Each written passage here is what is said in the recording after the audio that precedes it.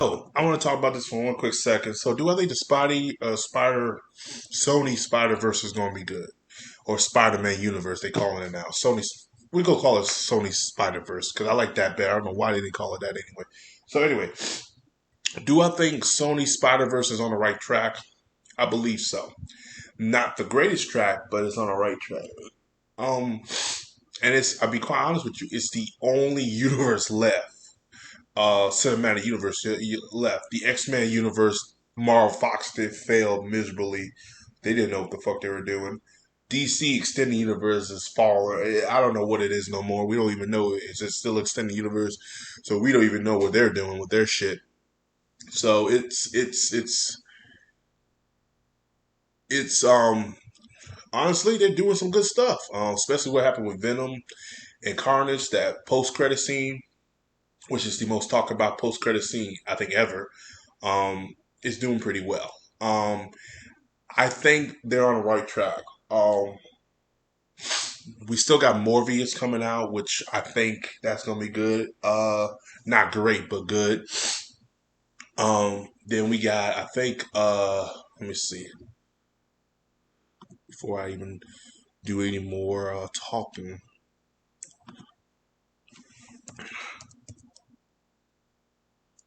So, let's see. They got Morbius and Craven the Hunter.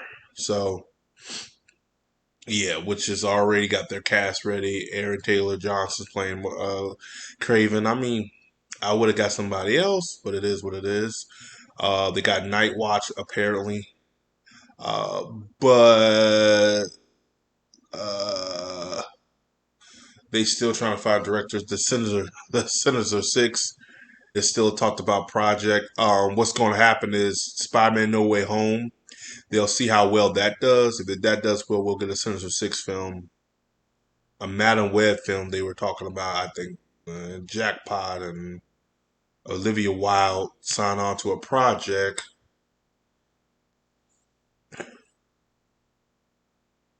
So, I mean,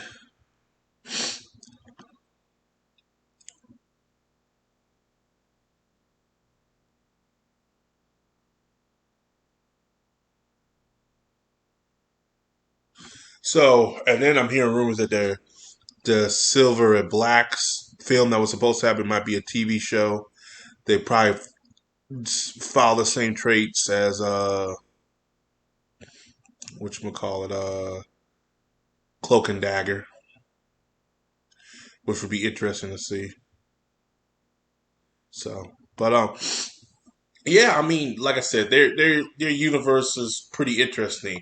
Does it have me hyped? No, because a lot of these characters are always they're connected to Spider Man, and I guess Sony decided to do a little bit differently because they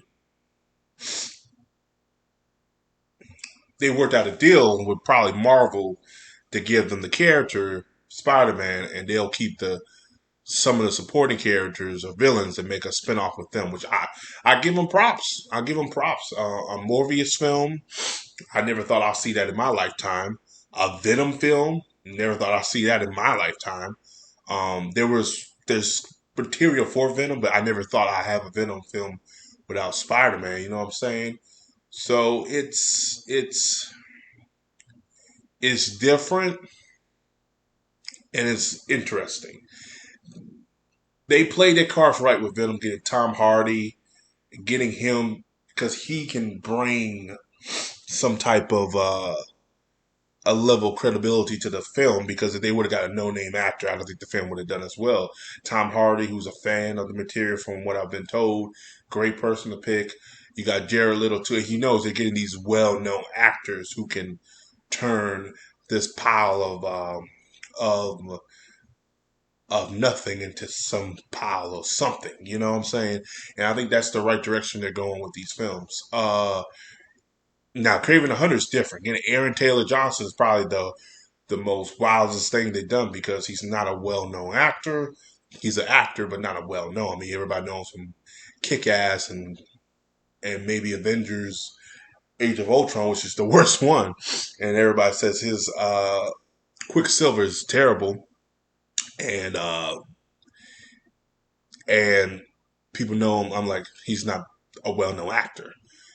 Probably cheap to get him. They probably could have got somebody else, but they probably said, let's go cheap with it and see how where this goes. Um, do I think he needs somebody like Venom or Tom Hardy in that film? I mean, maybe, but we'll see. Like I said, we'll see. Um, but yeah,